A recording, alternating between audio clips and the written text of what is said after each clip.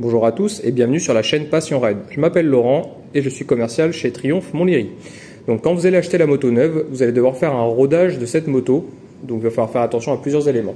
La première des choses qu'il faudra faire attention, c'est surtout les pneumatiques. Les pneumatiques sont neufs et comme ils n'ont jamais roulé à certains angles ici, il va falloir faire attention à éliminer la couche de paraffine ici qui est très glissante. Donc ici ça a déjà roulé, pas de souci, ça va gripper. Mais par contre à partir d'ici, vous voyez, il va falloir mettre de l'angle très progressivement pour éliminer toute cette couche de paraffine. Donc à l'avant. Et bien entendu aussi à l'arrière, vous voyez la zone est beaucoup plus importante derrière. Donc ici ça a déjà roulé, vous voyez, là ça n'a jamais roulé. Donc il faudra juste rouler très doucement au début et mettre de l'angle très progressivement pour éliminer cette couche de paraffine.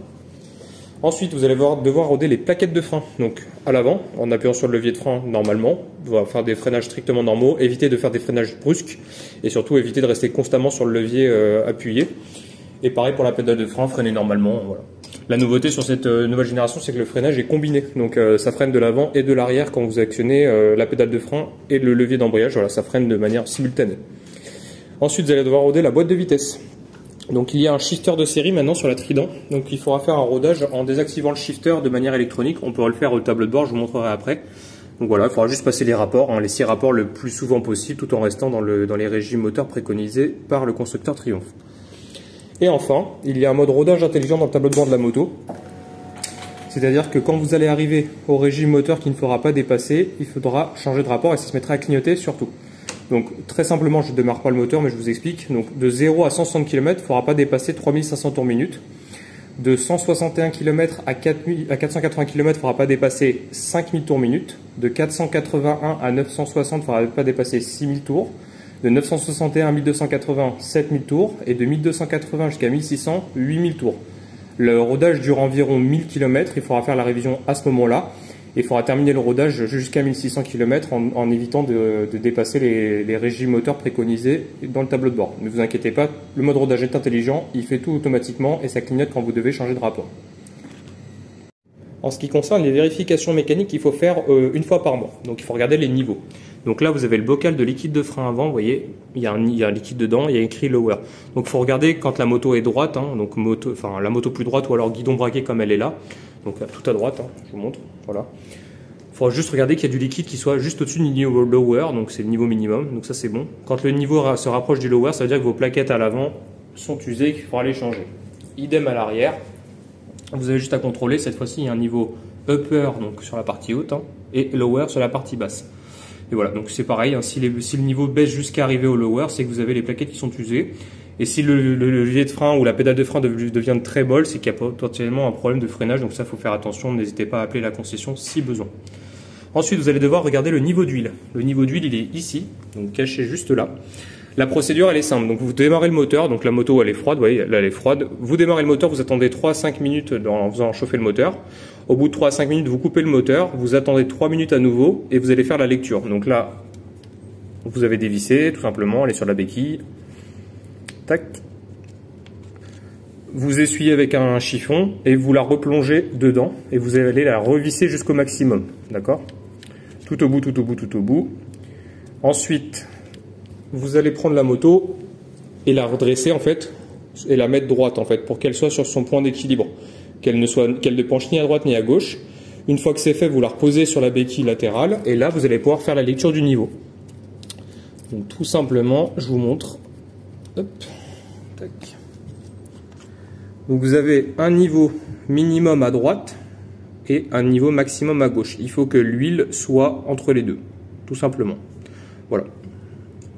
Et quand vous allez terminer, n'oubliez pas de le remettre et de le revisser jusqu'au maximum, sinon vous aurez une fuite d'huile par là, parce que ça ne sera pas étanche.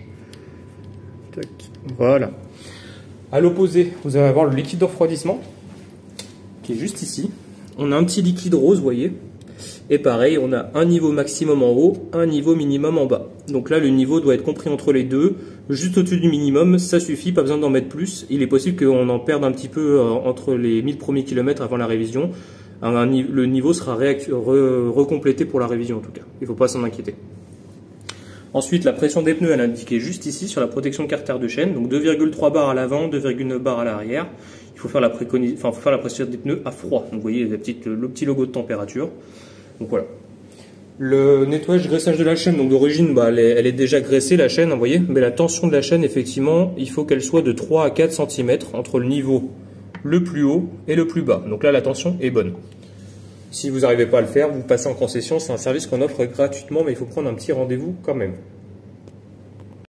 En ce qui concerne la pochette d'origine de la moto et les clés, donc 2 clés vous seront fournies, donc la clé principale, voilà, et la clé secondaire, le double des clés. Les étiquettes bleues, vous ne tenez pas compte, hein, c'est juste pour les modèles d'essai du coup. Et ici, vous avez une petite plaque métallique qui est fournie avec le double des clés. Donc je vous montre. Voilà, le code de cette moto, c'est 1362. Ce code, en fait, correspond à l'empreinte de la clé. Donc si un jour vous perdez la clé principale ou secondaire, vous pouvez toujours commander une clé qui est bien taillée, enfin, qui correspond à votre serrure de moto en tout cas. Il faudra juste la faire réencoder. Mais voilà, grâce à ce code-là, il faut bien le garder précieusement. Si vous avez acheté une moto bridée, on vous fournira la poignée de débridage, bien entendu, qui va avec la moto. Et ça, c'est la clé de réglage de l'amortisseur arrière. Du coup, on peut régler la précharge de l'amortisseur arrière avec cette clé. Je vous montre comment ça se manifeste sur la moto. Donc en fait, vous avez des bagues ici. Et avec la clé qui est fournie, vous pouvez tourner la bague de l'amortisseur pour gérer la précharge de l'amortisseur en fonction du poids que vous allez mettre sur la moto. Pour que la moto ait une assiette correcte en fonction du poids du pilote et du passager sur la moto. Et pour terminer, il vous sera fourni du coup un carnet d'entretien, donc avec les petits tampons à mettre dessus à chaque révision. Donc les révisions sont à faire tous les ans. Donc la première révision c'est à 1000, ensuite c'est tous les ans, tous les 16 000 km parcourus. Et les grosses révisions c'est tous les 32 000 km. Et juste derrière, vous avez le kit de démarrage rapide qui vous permettra justement de comprendre un peu le fonctionnement de la moto. Mais bon, la vidéo de prise en main est faite pour ça aussi, pour que ce soit plus facile à comprendre. En ce qui concerne la clé justement, donc vous pouvez mettre le Neyman avec la clé bien entendu. Donc il suffit de braquer la direction tout à gauche, d'appuyer sur la clé, donc je vous montre, vous voyez, on appuie et on tourne vers la gauche jusqu'à arriver à la position du cadenas, vous voyez, juste ici. Donc là, le guidon est verrouillé, quand je pousse sur le guidon, il est verrouillé. Juste en dessous, vous avez une position qui s'appelle parking, en fait, c'est un feu de position, en fait, ça va allumer les feux avant, arrière et l'éclairage de plaque. Donc cette position-là permet de rester allumé, mais par contre, ça va user votre batterie, donc il est possible que vous soyez en panne de batterie si vous le laissez longtemps. Mais en tout cas, l'usage premier, c'est de laisser la moto allumée quand vous la laissez stationner dans un endroit qui est non éclairé, vous voyez. Donc là, il y a l'éclairage de plaque et le feu arrière et le feu avant qui sont allumés. Donc ça, attention, parce que vous pouvez retirer la clé et laisser la moto allumée. Vous voyez, le feu est resté allumé derrière, tout est allumé. Donc bien faire attention quand vous stationnez la moto à pas laisser la position parking sans faire exprès, sinon la batterie risque de se vider. Voilà. Et pour enlever le Neyman, il faut remettre la clé du coup au milieu. Voilà. Et juste à droite pour mettre le contact avec le tableau de bord de la moto. Ensuite, la trappe à carburant. Donc il suffit d'ouvrir juste ici. On met la clé dedans et on tourne vers la droite pour ouvrir la trappe à carburant. Le carburant, vous pouvez mettre ce que vous voulez, mais l'ordre de préférence, ce qui est préconisé en tout cas, c'est du 98 en premier. Sinon, c'est du 95 juste après. Et enfin, du 95 E10. Les trois carburants sont compatibles. Le meilleur reste le 98 pour le taux d'éthanol qui est un petit peu moins important et le taux d'octane qui est supérieur. Mais sinon, les trois fonctionneront très bien. La moto est conçue pour fonctionner avec les trois carburants en tout cas.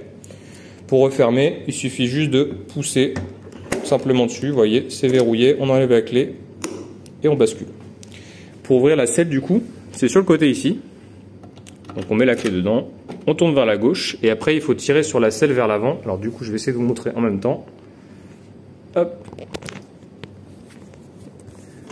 Voilà, il faut tirer dessus, c'est un peu compliqué avec une seule main. Voilà, et là vous retirez la selle. Et sous la selle il y a un autre outil qui vous est fourni, donc une clé BTR et une clé cruciforme. Donc la selle elle est comme ça, vous pouvez la poser. Et sous la selle on retrouve du coup pas grand chose en espace de rangement. Donc ici principalement on a la boîte à fusibles, on a la batterie, le plus et le négatif, enfin le positif et le négatif. Et puis voilà. Donc il n'y a pas de place pour mettre un antivol sous la selle en tout cas. Il faut les mettre sur la platine de repose-pied via un support qui est vendu à côté. Pour remettre la selle du coup, vous reprenez la selle tout simplement et vous allez la faire glisser jusqu'à l'avant, devant. Et ensuite vous allez appuyer dessus un petit peu fortement à ce niveau-là. Et voilà. Et là, c'est verrouillé du coup. En ce qui concerne les commandes, il y a quelques nouveautés. Donc là, il y a l'apparition du module de régulateur de vitesse. Vous avez un bouton qui est dédié au régulateur de vitesse ici. Les croix directionnelles n'ont pas changé, c'est pareil. Le bouton de validation, c'est toujours le même. Les clignotants avec l'extinction automatique aussi. Les modes de conduite, le klaxon juste en dessous. Le coupe-circuit utilisé en cas d'urgence. Le démarreur juste en dessous. Et les feux de détresse. Donc, pour mettre le contact, on tourne la clé. On a la petite cinématique qui se fait avec le kilométrage et le logo qui s'affiche. Et la deuxième nouveauté qu'il y a sur ce modèle cette année, du coup, il y a la température qui est affichée maintenant. Donc ça y était pas. Et donc du coup, ça c'est la grande nouveauté de cette année. Donc voilà, vous avez donc le contour en haut, la jauge de carburant, la vitesse, le rapport engagé, l'heure ici, donc qui a été légèrement déplacée, la température extérieure et la date du jour. Je vais vous faire défiler avec les boutons ici tous les menus possibles de la moto. Donc là, je vais appuyer une fois vers le haut ici et vous allez voir que ça change l'écran qui est en bas. Donc là, on a la luminosité de l'écran, elle est réglée au maximum actuellement. Donc là, si je pousse vers la gauche, vous voyez, je vais faire en même temps, ça descend le niveau d'éclairage de l'écran. Donc là, je l'ai diminué au maximum, donc c'est-à-dire que pour la nuit, pour pas que ça soit trop agressif pour les yeux. Et à droite, du coup, en appuyant sur le bouton à droite, on augmente la luminosité.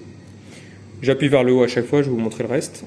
Donc là, on a la fréquence d'entretien, ce que je vous disais tout à l'heure. La première révision est à faire au bout de 1000 km ou au plus tard 6 mois après la première mise en circulation de la moto. La température de liquide de refroidissement, donc là vous avez des barres qui vont s'allumer en blanc en fonction de la chauffe du liquide de refroidissement. C'est à peu près au milieu de la température normale de fonctionnement. Ensuite on a la consommation de carburant, alors pour l'instant tout est erroné comme la moto est neuve, donc là vous avez la consommation instantanée, l'autonomie qui va s'afficher à la centaine de mètres près, c'est-à-dire que quand vous allez rouler, il va vous dire qu'il va rester 170,2 km d'autonomie par exemple, et ça sera affiché constamment ici. Et ici, c'est la consommation moyenne qui est erronée pour l'instant, mais on peut remettre à 0 et je vais vous montrer après comment on fait. Après, on a le trip 1 et le trip 2. Donc là, on a la distance parcourue du dernier trip, la vitesse moyenne et la durée. Si vous voulez remettre à 0 cette valeur, il suffit d'appuyer simplement sur le bouton de validation ici, qui sert de réinitialisation. Je reste appuyé dessus dans 3 secondes et ça le remet à 0. Juste à droite, vous avez le même le trajet numéro 2 tout simplement, qui correspond à la même chose qu'avant. Trajet 1, trajet 2, à gauche et à droite. Du coup, quand vous avez mis à 0 le trajet 1, ça remet automatiquement à 0 la consommation moyenne qui était affichée juste avant. Par exemple, vous voyez, là il est vierge. Si je reviens sur le trajet numéro 2 et que je redescends, j'ai la consommation moyenne qui est liée à ce trajet. Voilà, c'est tout simplement ça. C'est lié à trajet 1 et au trajet 2. Menu principal, j'y viendrai après. Après, du coup, de série, maintenant, il y a le Bluetooth dans la moto, donc un module Bluetooth qui vous permet d'avoir la connectivité. Donc, vous pouvez avoir le GPS directement intégré dans le tableau de bord de la moto. Ça, si vous voulez voir comment c'est fait, vous pouvez aller voir ma vidéo de l'essai de la Trident. Ensuite, la gestion de l'intercom avec la gestion de la musique. Donc là, vous pouvez régler le son de la musique que vous écoutez ou des communications que vous avez. Là, vous avez les musiques avec la lecture et passer les musiques à gauche ou à droite. Et aussi, vous avez les SMS et les appels, mais là qu'on ne voit pas, vous avez le répertoire téléphonique dans l'écran et les SMS qui s'afficheront à l'écran, vous pouvez lire uniquement à l'arrêt. Et là, j'ai fait le tour de toutes les informations de la moto au niveau du tableau de bord. Le régulateur de vitesse, donc on appuie dessus pour l'activer, et vous avez ici, du coup, une nouvelle icône qui est le régulateur de vitesse. Donc là, il est préactivé, il est prêt à fonctionner. Et par contre, il faut être en 3e vitesse minimum et 48 km/h pour le mettre en fonctionnement. C'est-à-dire qu'il faudra se caler donc en 3e vitesse, 48 km/h, et rappuyer sur le bouton. Et là, le régulateur de vitesse s'activera en vert pour vous dire qu'il est actif. Pour le désactiver, il faudra simplement toucher à l'embrayage, toucher au levier de frein, toucher la pédale de frein, ou alors simplement pousser l'accélérateur vers l'avant et ça le coupera automatiquement. Voilà, donc là, je vous ai montré comment l'activer. Je vais juste retourner dans le menu principal de la moto pour régler tous les autres paramètres de la machine. Donc là, menu principal, j'y suis, j'appuie sur le bouton de validation. Et là, je rentre dans le menu principal de la moto. Donc là, vous avez les modes de conduite. Il y a un nouveau mode de conduite qui a été rajouté sur ce millésime 2025. Vous aviez le mode Rain et le mode Road, et là, il y a un mode Sport qui a été rajouté. Donc le mode Rain, vous pouvez régler l'ABS, la cartographie moteur et le traction control en fonction de votre guise, à votre guise. Et le mode sport, c'est pareil de toute façon. Vous avez le mode pluie, route et sport, tout est réglable, mais il y a une différence. Donc là, l'ABS, on ne peut pas y toucher. La cartographie moteur, on peut la mettre en mode route ou en mode sport. Et le traction control, on peut le mettre en mode route et en mode sport. Voilà. Et si vous avez touché à tout, vous ne savez pas ce que vous avez fait, vous faites rétablir les valeurs par défaut, vous faites confirmer. Et là, ça remet à 0 toutes les informations et les réglages d'origine. Configuration de la moto. Le TSA, ça veut dire Triumph Shift Assist, donc c'est le shifter. Donc là, il est désactivé pendant les 1000 premiers kilomètres, c'est volontaire. Vous pouvez l'activer si vous le désirez, mais moi je préconise en tout cas de ne pas l'utiliser pour ne pas forcer à passer les rapports sous shifter et mettre des contraintes à la boîte de vitesse qui nécessitent d'être rodées. Les clignotants, ils sont en automatique ou en manuel, c'est-à-dire que quand vous allez mettre les clignotants, donc si vous faites un appui, ils vont clignoter pendant 8 secondes ou 65 mètres parcourus et s'éteindront automatiquement, uniquement si la moto roule bien entendu, puisque là si vous êtes au feu, ça clignotera à l'infini tant que la moto ne roulera pas. Pour les éteindre, il n'y a plus rien à faire, sauf si vous voulez les éteindre avant, vous appuyez dessus pour les éteindre. Et en manuel, c'est à l'ancienne, c'est à vous de déclencher les clignotants normalement et de les arrêter manuellement. Le TC, c'est le traction control, c'est l'antipatinage de la moto, il est activé par défaut. Si je le désactive, et j'ai une icône qui s'affiche au tableau de bord comme celle-ci, constamment, voilà, je sors du menu, je vais juste vous montrer, vous voyez, il y a cette icône-là qui restera affichée sur tous les menus de la moto, pour vous dire que l'antipatinage a été désactivé. Si vous coupez le contact, vous éteignez la moto, et que vous remettez le contact, le contrôle de traction se remet automatiquement en fonctionnement. Et enfin, l'entretien, c'est la même chose que je vous montrais tout à l'heure, c'est la durée ou la distance parcourue. On revient vers la gauche, on redescend. Configuration des trajets, c'est les tripes 1 et 2 que je vous ai montré tout à l'heure. On peut les remettre à 0 depuis ce menu-là aussi, donc de manière manuelle ou de manière automatique avec des durées. Au bout de X heures, le trip se remettra à 0. Donc ça existe pour le numéro 1, le numéro 2 et le trip partiel, donc le trajet 2, si vous ne l'utilisez jamais, vous pouvez le désactiver pour simplifier la navigation dans les menus de la moto. Voilà. Ensuite, on descend vers l'affichage. Donc la luminosité de l'écran, je vous ai montré tout à l'heure qu'on pouvait la régler via ce menu-là aussi, du coup, donc ça c'est une redondance. Les panneaux visibles, c'est tous les menus de la moto que je vous ai cités depuis le début. Le trip 1, le trip 2, la consommation de carburant, liquide de refroidissement, l'entretien, la luminosité, tout ça, voilà. Vous avez aussi le contour qui a été rajouté, je vais vous montrer ça juste après. La commande de volume, la musique, la GoPro, la navigation, l'état des appels, les SMS, les appels manqués, l'historique d'appels et l'intercom. Voilà, vous avez plein de choses. Donc là, j'ai activé par exemple le mode contour. Et là, c'est une nouveauté, du coup, ça n'y était pas.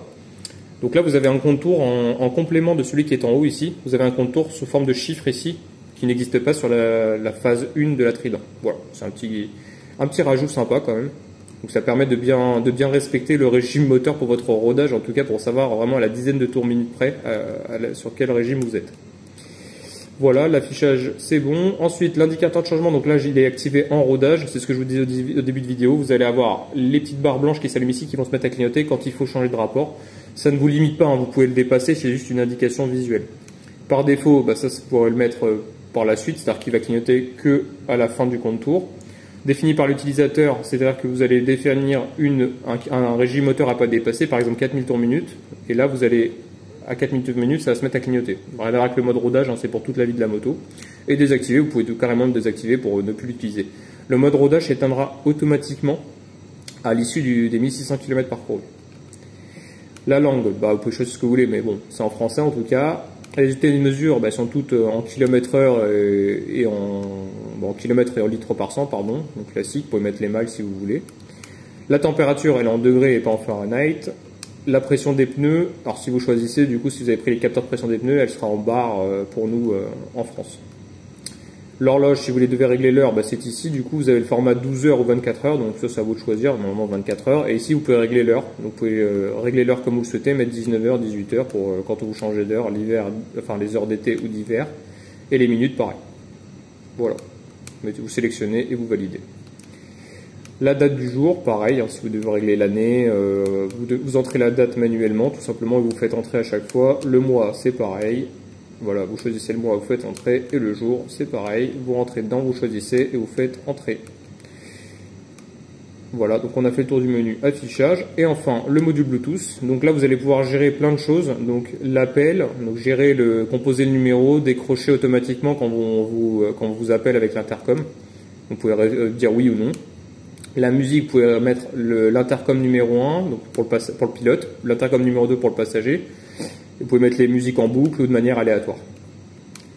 Les appareils, vous pouvez faire donc la connexion ici. Il faut faire l'appareil du pilote et l'appareil du passager, donc pour connecter le téléphone et ensuite du coup l'intercom. Les notifications, vous pouvez cacher les notifications que vous ne voulez pas apparaître. Donc là, elles sont toutes cochées par défaut, mais si vous ne voulez pas voir les SMS, vous décochez la case et vous ne verrez pas les SMS affichés à votre écran. Prénom de l'unité, là c'est le nom de votre moto en fait qui s'affichera quand vous ferez l'appairage Bluetooth sur votre téléphone. Et enfin, rétablir les valeurs par défaut, c'est pour mettre la moto en configuration d'origine. Donc on remet toutes les valeurs à 0, la moto repasse en sortie d'usine tout simplement. Voilà. Pour conclure, la moto est garantie 2 ans kilométrage limité de série. Donc vous avez une assistance 0 km qui vous est fournie par Triumph s'il y a besoin. Donc 24 heures sur 24, 7 jours sur 7. Le numéro de téléphone c'est celui-ci, 01 48 97 74 43. Voilà, si vous avez besoin, c'est tout ce qui est panne de la moto, manque horaire de carburant, crevaison, perte, casse ou vol des clés qui sont tous les couverts dans les pays de la carte verte tout simplement et sans franchise kilométrique. Vous avez tout ça ici, il y a le détail derrière, vous avez tout. Les frais réels, le taxi qui est prévu sur 50 km, la voiture de location, voilà, il y a tout est compris dedans. Il y a juste des exclusions, bien sûr. Donc tout ce qui est accident de la circulation, vol, tentative de vol ou vandalisme, et en cas de maladie, ce n'est pas pris en charge, bien entendu. En tout cas, j'espère que la vidéo vous a plu. Merci pour votre fidélité, encore une fois, de me suivre. Vous êtes très nombreux, de plus en plus de 7000 abonnés maintenant. Voilà, donc la nouvelle Trident 660 2025. Les essais, je tarde un peu à les faire, mais ils vont arriver progressivement. Hein. Il me faut un peu de temps pour une bonne météo, surtout parce que l'année 2024 a été très compliquée en termes de météo. C'était très compliqué de filmer. Donc voilà, j'espère que 2025 sera meilleur. Donc n'hésitez pas à commenter, liker, partager. J'essaie de répondre à toutes vos questions au maximum. Et si vous voulez me voir, n'hésitez pas à venir me voir. Moi, c'est Laurent, chez Triumph, Montlhéry. Allez, à plus.